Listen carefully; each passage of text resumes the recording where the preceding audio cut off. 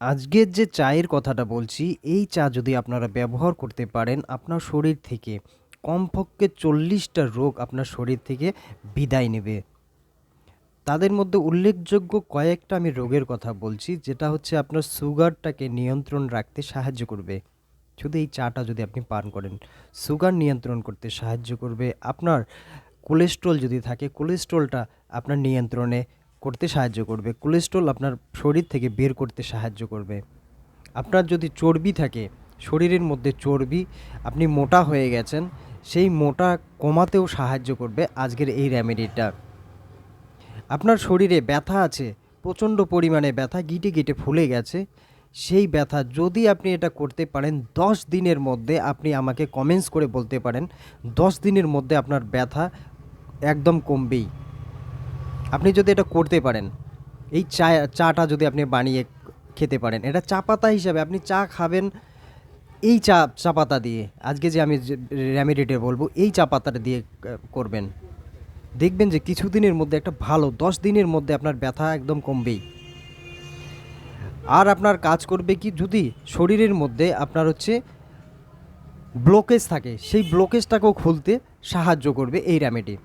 তো আমি বলে দিচ্ছি রেমেডিটা কীভাবে আপনি তৈরি করবেন। 20 গ্রাম আপনাকে নিতে হবে মৌরি, মিষ্টি জিরা বা গুয়া মুড়ি, যেটাই আপনারা চিনেন। তো হচ্ছে অনেকেই আমাকে প্রশ্ন করে কি এটা সেটা, তো এই জন্যই আমি বললাম। আর এলাচ নেবেন, এলাচ মশলা, এলাচ এলাচ নেবেন 20 গ্রাম, ছোট ছোট যেটা সাদা সাদা ছোট এলাচটা নেবেন, হ্যাঁ 20 গ্রাম। দুইটা নেবেন লবঙ্গ, বা লং, যেটাই আপনারা চিনেন। এগুলো হালকা কড়াইতে ভেজে নেবেন, হালকা কড়াইতে ভেজে নেওয়ার পর এগুলো পাউডার করবেন। আপনি যদি বেশি বানাতে পারেন এ অনুযায়ী আপনি হচ্ছে 100 গ্রাম যদি নেন, সেই অনুযায়ী আপনি হচ্ছে ইনগ্রেডিয়েন্টসগুলো দিবেন। আমি যেভাবে বলছি সেটাই, যদি বেশি বানাতে পারেন বেশি একবারে বানিয়ে রাখতে পারেন। এগুলো কি করবেন, কাচের বয়মে রেখে দেবেন। এর সাথে আপনি কি করবেন, যখন পাউডারটা হয়ে যাবে 1 চামচ হলুদ সেখানে মিক্সড করে দেবেন। বেশি বানাতে পারলে আপনি হিসাব করে সেগুলো বানাবেন। এগুলো হচ্ছে আপনি কাচের জারে রেখে দেন। কাচের জারে রাখার পর আপনার কি করতে হবে, 1.5 কাপ দুধের মধ্যে এগুলো ফুটান। চা পাতা হিসাবে এটা ব্যবহার করেন, সকালে একবার, সন্ধ্যার দিকে একবার খাবেন।